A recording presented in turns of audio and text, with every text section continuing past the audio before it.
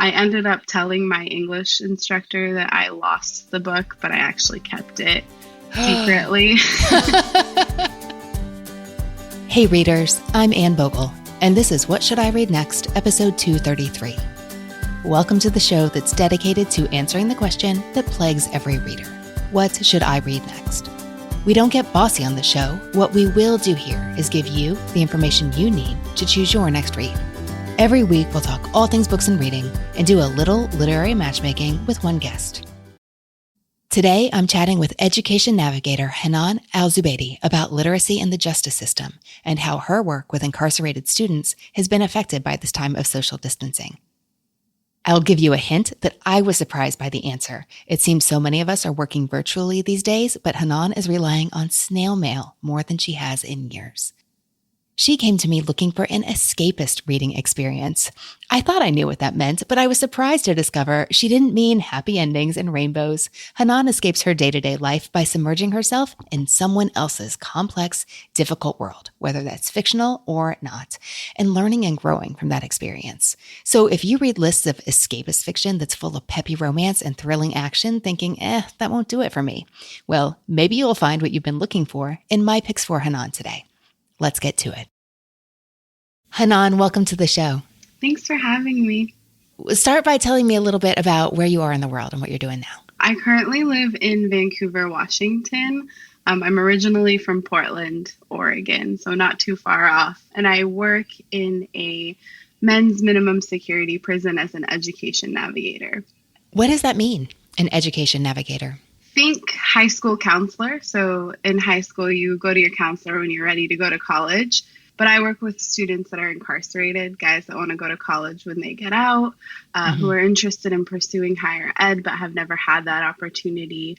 And I work with students anywhere from their education journey, whether or not they have even a high school diploma, anything that they want. And I sort of help guide them through that process. So what age are these guys that you work with?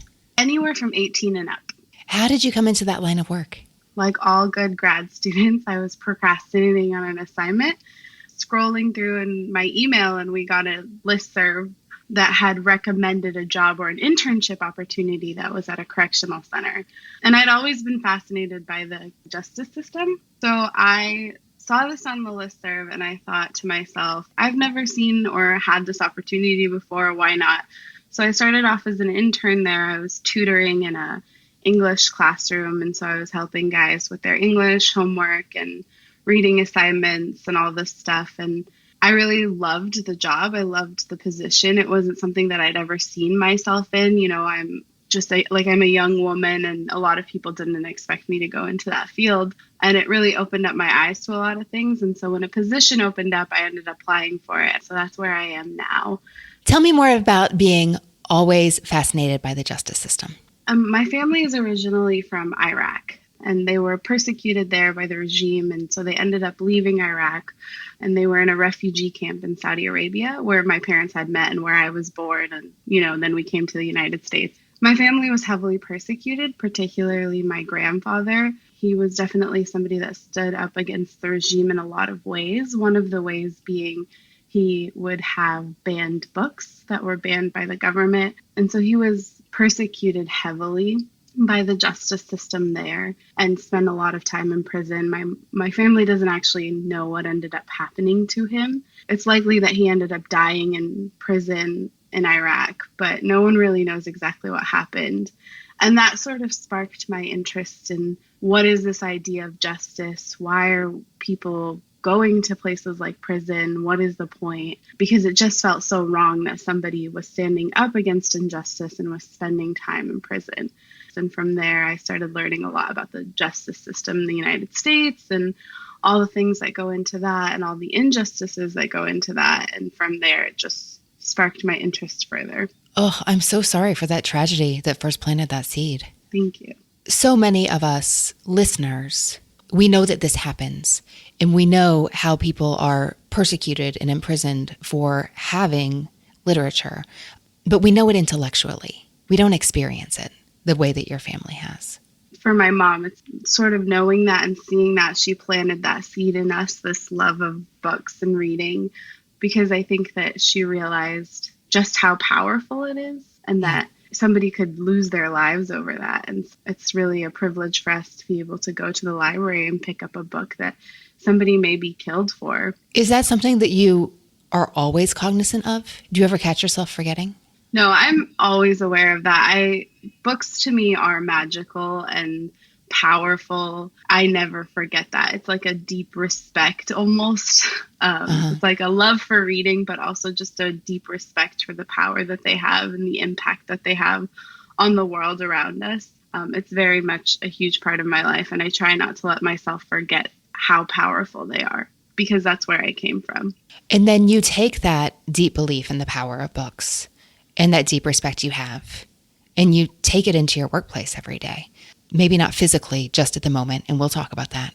But tell me what that's like. I mean, both for you and for these guys that you're working with.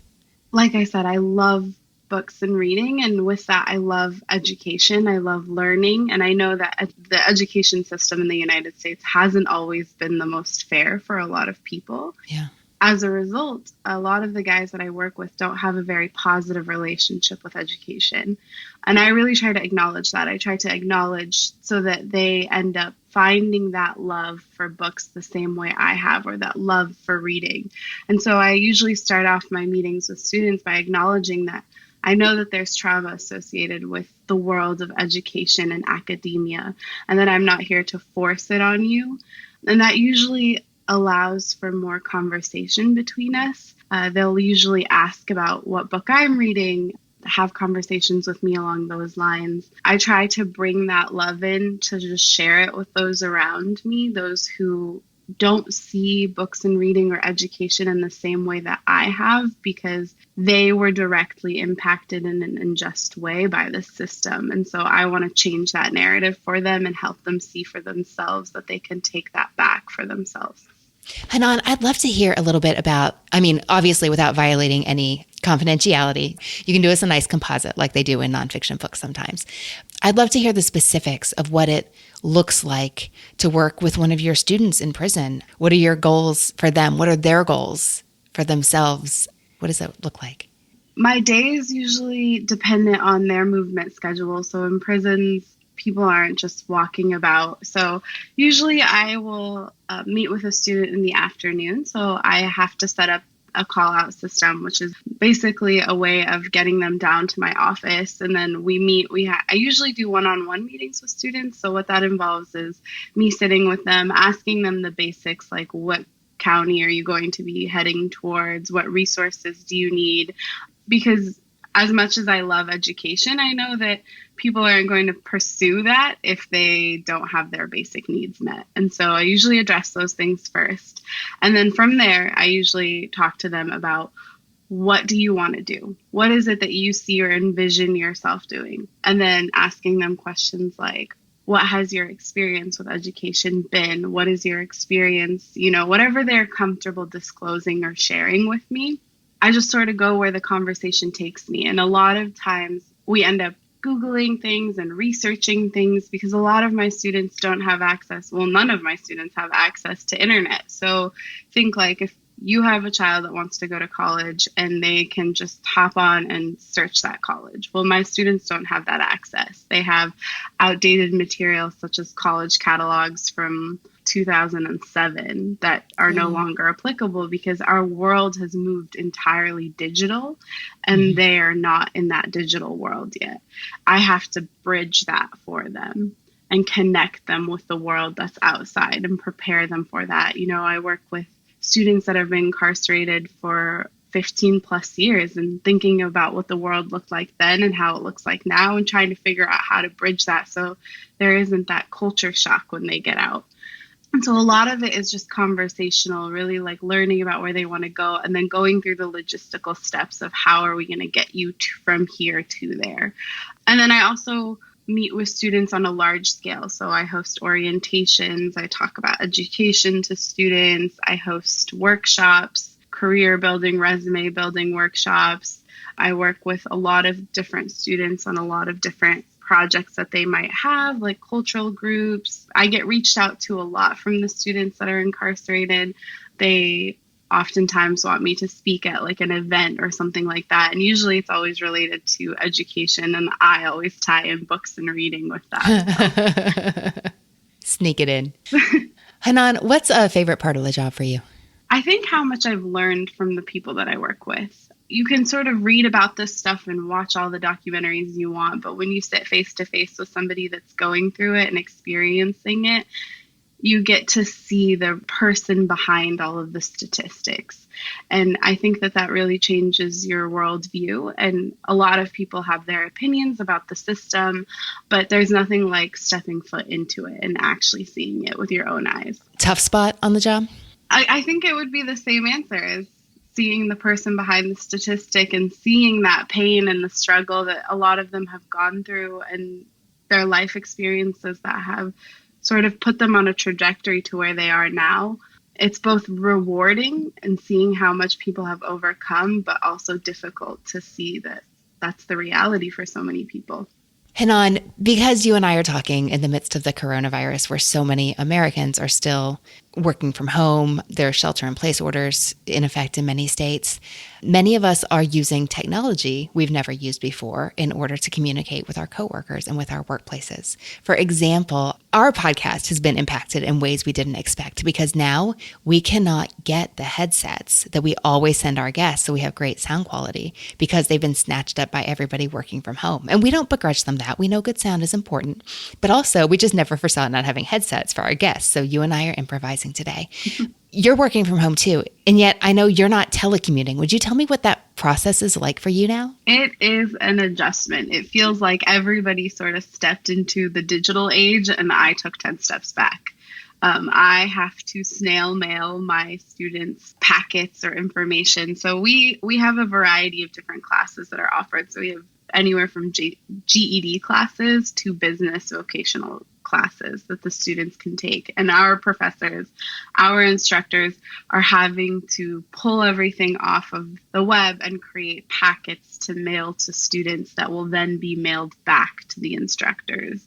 And if I have a student that I know is releasing any information that I would normally type up and just print on the spot for them, I now have to mail into the facility. And I don't have access to be able to communicate with my students because of that. So letter writing, a lot of different things like that in order to communicate with each other, which is weird because all over the internet, you're seeing everyone talk about their Zoom meetings and all of that stuff. And we're here mailing letters. How do you find that? I am an old soul. I have like my own stationery kits and my wax seals, which I don't obviously use for this, but I don't mind the letter writing, but it's definitely an adjustment. I think that this pandemic is really shedding light on a lot of things that we have in our world. And I think that this is one of those, the justice system, the way it works, that I hope will change as a result of this. Our students don't have access to a lot of the same stuff that other students might.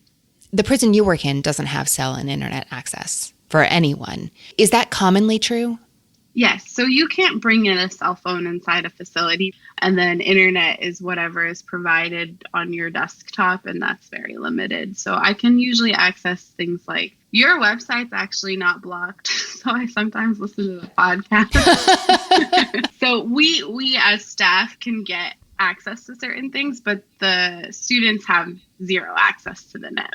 Has your work as an education navigator changed your own reading life? Yes, in different ways. It definitely helped my reading life, where I would always take a book with me for like my breaks and my lunch break, because I really try to make sure I have a balance and I'm not working through my breaks, because it can be really easy to do that. I will always be reading on my lunch breaks.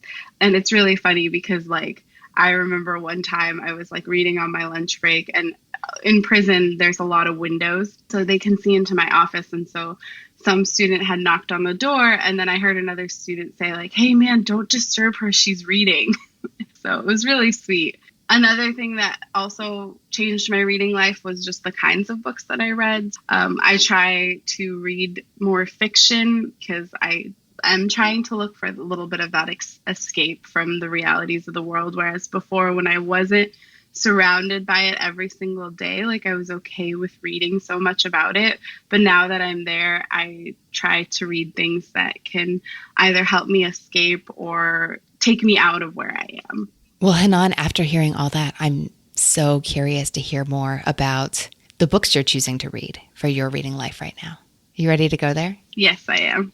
Well, you know how this works. You're going to tell me 3 books you loved, 1 book you don't, and what you're reading now. And we'll talk about what you may enjoy reading next. So how did you go about choosing these books? I chose the books that have stuck with me through the years, books that have just like spoken to my soul, it feels like. And so those are how I selected the books that I loved, and also how I selected the book that I didn't like. Well, I can't wait to hear. What did you choose for your first favorite? My first favorite would be The Scarlet Letter by Nathaniel Hawthorne. When I was in high school, it was required reading. I had sort of fallen out of love of reading during that time. I really wasn't into it as much as I had been when I was a child, and so I wasn't really excited for it. And for some reason, this book spoke to me. I ended up telling my English instructor that I lost the book, but I actually kept it secretly. That does say a lot about how you felt about it. It rekindled that love for me. I had lost along the way. That and the storyline as well, just the injustices of it, just spoke to me, and I absolutely loved it. I think it's so interesting that you chose a classic from high school, because many readers remember fondly how a great teacher like woke them up to the power of what had previously been just a dusty book that they didn't understand why people saw anything worth coming back to in it. And at the same time, so many readers are basically traumatized and never want to touch anything more than 100 years old again after suffering through a high school English class. Was it the book? Was it the teacher? What do you remember about that high school experience aside from your book crime? So my high school was a magnet science and technology school. So we didn't read a lot of the classics that a lot of people have that experience. So there's a lot of classics that people talk about that I haven't read because my high school wasn't focused on that. It was very focused on the technology and science aspect of things. My English instructor, as well as just the environment there, not really having it be forced on us, was what made me okay with picking it up. And then I think I just got caught up in the story. For those who have read the book, when you find out who the father is, shocked me. And like when I was 15 and I was so confused, like how could this happen? And then I started like thinking about the world around me, and I was like, this still happens today. We're still accusing women. There's still this concept of the Scarlet Letter. It really like woke something up inside of me that I didn't expect. And my instructor definitely saw that, and she ran with it. Like she was encouraging me to write about it, and like she could see those feelings start to happen. And so she really encouraged me in that sense with continuing that love for books. And from there, I just rekindled that love that had always existed as a child, but took a like break during high school. You're not alone in that. And I'm so glad it stuck with you. Okay, so that's The Scarlet Letter by Nathaniel Hawthorne. Hanan, what's book number 2? 1,000 Splendid Suns by Khaled Hosseini. I don't even think I have the words to describe it. I've reread this book close to a dozen times, and every single time the end just guts me, and I'm just heart shattered. I love really sad stories, but this book is set in Afghanistan, and it tells the story of 2 women sort of separately and then when their lives come together. And it really spoke to the like bonds of sisterhood and learning about the struggles of women in Afghanistan and the things that they were experiencing. But Khaled Hosseini also just writes so beautifully. I'm not sure if you read this book. No, I haven't read this one. I've read Huseini, but I've not read this one. This one is my favorite of all of his books. I always tell people to read the other ones before they read this one because you can't go back after you read this one. That's saying a lot. It tugs at your heartstrings, so if you're not somebody that likes sad books, it's probably not the best book or the best option. But again, he writes so beautifully. Like, I've never seen pain written so beautifully. That is quite a quote. He's a remarkable author, and the storyline is just heart-shattering but beautiful, and I loved it. I read it when I was younger, and it's just one of those books that I keep rereading. I actually wanted to reread it the other day, and I was looking for it on my shelf, and I gave it to somebody to borrow, and I can't get it back from them because of the quarantine, so I'm a little bit sad. I'm sorry about that. Also, you're not alone with that either. Yeah. Well, that sounds amazing, and it does make me want to read it immediately. Isn't it funny how so many times I find that when people say, I loved it so much, I just don't have the words, I think, sign me up. But when I hear, paragraph after paragraph about the plot, I think, well, I don't know. But the book that you loved more than words was 1,000 Splendid Suns by Huseini. Yes. And when I was younger, I used to read the last page of a book before I started the book. And this was the first book that I didn't do that with. Like a bet my friend had told me not to do it when she had handed this book to me. I think that's also why it stuck with me for so long, because I didn't spoil it for myself. I have not read this one, but I know that Huseini is amazing at the slow build that ends up like swiftly kicking you in the gut. He is. Making note of that. Hanan, what did you choose to round out your favorites list? Just Mercy by Bryan Stevenson. Tell me more. This book is written by Bryan Stevenson, who's an attorney, and he writes this book about looking into the justice system and looking at those who are wrongfully convicted and are on the death penalty. And it follows one case specifically throughout the book. Again, it's one of those nonfiction books that reads like a story. It is a story. He brings and sheds light on so many of the issues that we see in our justice system. He does it in just a remarkable way, and it's very accessible. I think that there's a lot of books out there that talk about the justice system in a way that a lot of people might not connect with. But Bryan Stevenson's way of sharing the stories of those who are incarcerated connects you on a human level, while also bringing up these issues that are important and necessary for us to talk about. It was recently made into a movie with Michael B. Jordan, and I was very nervous because I don't like movies about my favorite books, but the movie lived up to the expectation as well. I just feel like you can't go wrong with this story. That's a relief, because I love Michael B. Jordan and I loved this book, and I have been similarly nervous but haven't seen it yet. I highly recommend. I watched it 2 times in theaters. Okay, that's a lot. Yeah. So that was Just Mercy by Bryan Stevenson. Okay, now Hanan, tell me about the book that is not for you. You Are a Badass, and I don't remember the rest of the title because I don't like it. You just blocked it out. Yeah, I don't even remember who wrote it. Jen Sincero. Well, I'm sorry to them, but I didn't really like their book. When you go into a bookstore and there's like these staff recommended books, usually I love those. Powell's is my bookstore, so usually they don't let me down. But this was on that list, and it didn't speak to me. It just felt like this happy-go-lucky, like, kind of thing. And I'm not that kind of a person, as you can tell from all the books that I chose earlier. They kind of have like dark undertones.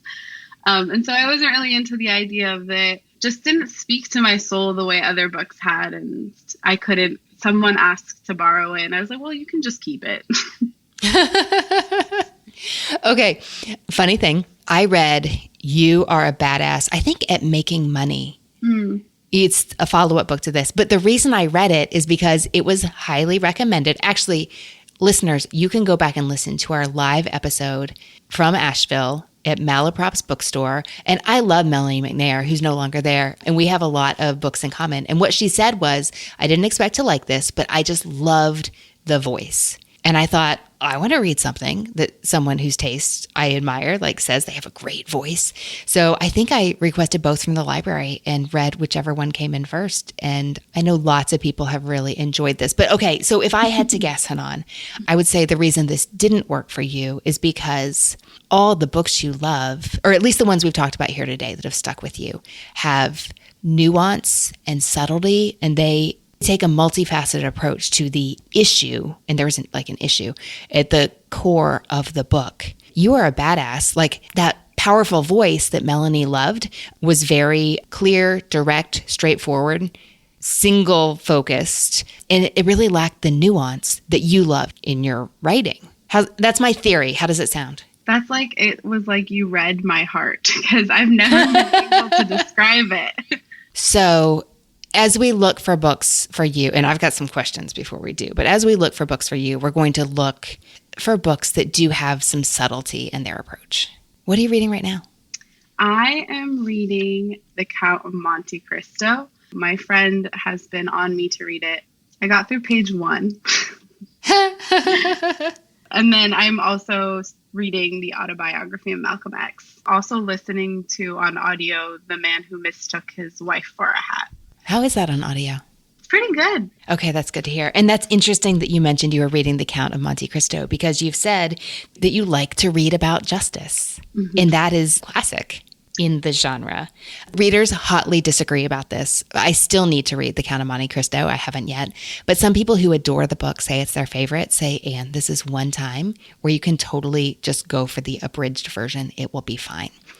But I know other readers think that's sacrilege. Are you reading like the full 1,200 pager?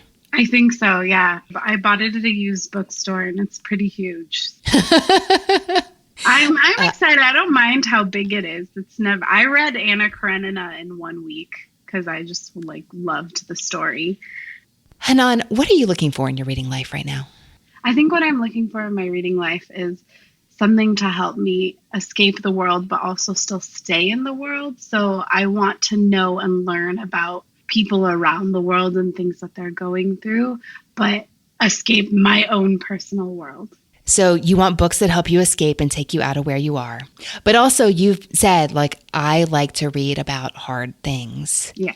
And that you like sad books. So I don't necessarily want to escape into a happy place. I'm okay with escaping into somebody else's darkness. I like learning, and I don't believe that the world is just all roses and daisies. And so I like to read about the experiences, because I grew up, like I said earlier, my family's from Iraq. I don't really remember that struggle.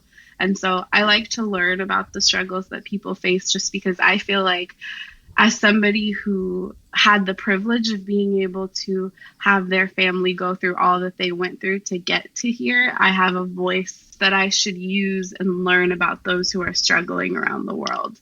And so, like I said, I'm okay with going into dark places. This might be a tough sell, but I think you're going to like it, or at least I hope so. Have you read anything by Maggie OHara? No. If you had, her most recent books have been I Am, which is a memoir, which is amazing. She shares 17 near-death experiences that she had herself. When I read the premise, I thought, there's no way that this one woman has almost died 17 times. And then I read the book and just, wow. Kind of a tough read, or it was for me, because it's scary sometimes, but it's so good. And then her most recent novel is This Must Be the Place. Her new book is out in the UK. It came out on March 31st, and it's due to come out in the United States in July. And I say due to come out because in our current coronavirus disrupted publishing landscape, pub dates are shifting all over the place. But since it is already out in the UK, I imagine that the US release won't be too far off the current plan. I love her. And I was kind of disappointed, to be honest, when I found out what the subject of her next book was. And then I read it and I loved it. And it's so, so sad, but it takes you to a completely different world, a completely different time, one that's perhaps not altogether unfamiliar because it is the world of Shakespeare. The book is called Hamnet. And I have to say, the UK cover is gorgeous and the US cover, not as much. But this is the book I didn't know I wanted to read right now. And readers everywhere, take note. This book is about Shakespeare, his family, especially his wife, and also the plague. This is a book about a pandemic. So if that idea sends you running for the hills right now, go and circle back in a few years when we're hopefully in a different landscape. What Maggie OHara does is take the little bit that is historically known about Shakespeare's wife and family and builds out this whole lush, vivid world. So the key facts are that he married a woman named, her name is Agnes in the book, and in the author's note she tells you why. And he has 3 children, a daughter named Susanna, and then twins Judith, and Hamnet.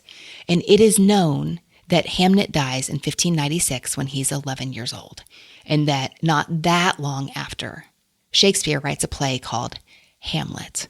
In that day and time, Hamlet and Hamnet are basically the same name. So she puts Agnes center stage, and she makes her a woman who will arouse the reader's sympathies immediately. You like her, you empathize with her, you want good things for her. She's living with a horrible stepmother in her brother's home, and she falls in love with the Latin tutor, who is Shakespeare, who is interestingly never mentioned by name in the book. He's present, but the story is not about him. But he's always referred to as somebody's father, somebody's son, somebody's husband. So they fall in love. Their families don't want them to marry, but they work it out. Her relationship with the rest of the townspeople are almost afraid of her because she has an interesting relationship with animals. She's a healer. She knows that things are going to happen. She has some kind of sight. And the way O'Farrell writes it, it's believable. It's not quite magical, but it's not quite not magical either. She has these babies. She loves them. Hamnet and Judith have this precious relationship. And something they like to do is fool other people and their parents by switching roles, the boy for the girl and the girl for the boy, which is something you see in Shakespeare's plays all the time. So that's kind of fun. So what I like about this for you is she takes this family that you knew existed because you learned in history class and you've read about it a little bit. And she places them squarely in, not just in the midst of, but experiencing this pandemic. Because in this book, Hamnet dies of the plague, which is not historically known. At the very beginning of the book, he and his sister are ill. And then she circles you back through the family's history, and you see how they met and fell in love and how they marry, their good times and their hard times and what they did about them. And his writing is only in the background until the final pages of the book. Agnes is such a fascinating character, and seeing the way that she brings their daily life in the 1590s to life is fascinating. Something else she does so well here is plunge you into a mother's grief for her child. And I know for a lot of readers, they'll be like, yeah, that's not what I want to read about. But for someone who likes a book that can take them away and can make them feel powerful things, who likes to be in the hand of a writer who is so skilled at putting words together in a way that is beautiful, taking you to the heart of what really matters in life and making you feel a deep sense of loss, she makes you feel why it mattered. It sounds interesting. I particularly like set in a pandemic environment. I'm weird like that. Like all of a sudden this pandemic hits and I'm reading all of these like dystopian and books about pandemics and stuff like that. Like I said, I don't escape from dark places. I escape into dark places. So that book is Hamnet by Maggie OHara. Where are we going to go next? Is it too much to read a novel that involves an unjust incarceration? No. Talk to me about James Baldwin. Have you read anything by him? Yes, I have. I was thinking about If Beale Street Could Talk. I read that one. I loved it. So I'm not so far afield. Have you read anything by Nadia Huseini? Did she write The Pearl That Broke Its Shell? Yes. I've read that one. I loved it as well. That's her best known. And, you know, it's interesting. That one came out in 2014, and she's written so many books since then, but none have achieved the reach of the first one. Oh. And I don't really know why that is. She was born in the United States to Afghan parents, and she's written many books set in Afghanistan, especially because you said that what you loved about 1,000 Splendid Suns was the way that he portrayed the bonds of sisterhood. I'm wondering about her more recent release, A House Without Windows. So this came out, I think, about 5 years ago. It is a story of a powerful sisterhood relationship set among the world of Afghan women. When one woman is accused of murdering her husband, she's sent to an Afghan women's prison, unlike any world she's lived in before. She was used to being at home as a shy mother in a world where women were sheltered. So now she's in a completely different communal environment. An attorney is sent to represent her and help her, and it draws her into a different world and also reveals a story that is surprising to the reader. As you would know from The Pearl That Broke Its Shell, Hashimi is also really good at taking her readers on an emotional journey where like you feel like you're in good hands because she's writing with confidence, but you do not realize where you're going until she shows you all of a sudden. How does that sound? That sounds really good. I really want to read that. So that is A House Without Windows by Nadia Hashimi. Okay, one of the books you loved is The Scarlet Letter, and it really has me wondering if we should go back in time. I'm always down to go back in time. Like I said, old soul. Okay. Have you ever read anything by E.M. Forster? No. The book that I'm always inclined to recommend, although I would say you should definitely watch the movie instead, or at least first, is A Room with a View. But, that has a happy ending. Howard's End has a sad one. I think it might be fun to go in that direction. So if you want to read to escape into other people's sadness, this one will take you away to an English country house. All the action in Howard's End unfolds among three families whose lives interact in very surprising and unexpected ways. But you have three families. You have the wealthy sisters who are very liberal and progressive minded. You have an industrial family that are rather smug, sure-minded about what they believe and who ought to be doing what, which actually kind of reminds me of The Scarlet Letter. And then you have a poor family. Over the course of the story, their lives get tangled in deeper and deeper ways as the characters all seek to make the most of their situations, to find the most happiness they can at their different societal levels. Because something you see is that everyone is trapped. The Schlegel sisters are trapped by what's expected of them. The Basts are trapped by their poverty. The Wilcoxes can't see anything in a point of view that is out of line with what they have been raised to believe is right, which sounds good. And yet it's a kind of prison for all of them. And so as they seek their happiness, they ultimately only seek to undermine it. One of the quotes that E.M. Forster is best known for in his writing is "only connect." When you look at Howard's End through that lens, you can see how, they're trying. These characters are trying to form meaningful relationships with each other and to find love. And so much of it just goes badly. For someone who obviously has some deep set affection for your high school English classes, you could go to town with the symbolism for like the country house and the community and everybody's roles in it. I loved writing high school essays. I don't know why people didn't like it. If you want a happier E.M. Forster novel, A Room with a View came out just a couple years before this one, and it is about another young woman who is engaged to be married to a really uptight guy. I mean, she has a secure social position. Her family has enough money and enough, societal clout. He's picked Lucy because she's going to play the role he needs to be filled in his life. And then she goes to Italy and falls in love with someone really unconventional and possibly wrong for her and really improbable. And she has to come back home to England and figure some things out, which she does. And it's delightful. Although I think the movie might be better. Usually for movies, I'll go towards the happy ending stuff. So maybe I'll watch the movie. Interesting. Sad books and happy movies. All right. In that case, read Howard's End, watch A Room with a View. I hope you enjoy them both for very different reasons. Hanan, let's look at what we talked about today. We discussed Hamnet by Maggie OHara, A House Without Windows by Nadia Hashimi, and Howard's End by E.M. Forster. Of those books, what do you think you'll pick up next? I think I'm going to start with A House Without Windows. When I was reading the Goodreads, somebody was comparing her writing to Khaled Hosseini, and so I think that I'm definitely going to start there. Sounds good to me. I hope you enjoy it. Thanks so much for talking books with me today. Thank you so much for having me.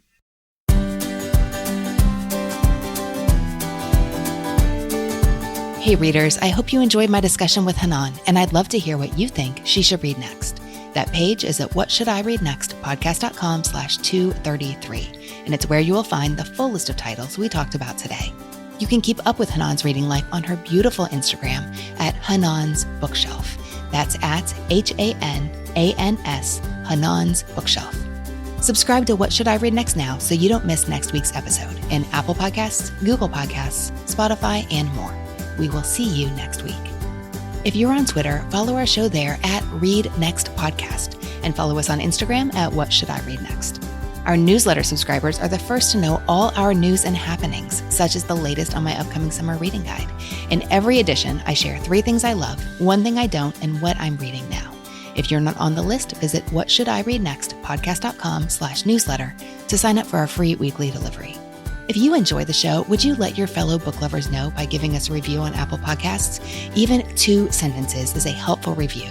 And because of the algorithms, this small action goes a long way towards helping more readers find the show. Thanks to the people who make the show happen. What Should I Read Next is produced by Brenna Frederick with sound design by Kellen Bekacek. Readers, that's it for this episode. Thanks so much for listening. And as Rainer Maria Rilke said, how good it is to be among people who are reading. Happy reading, everyone.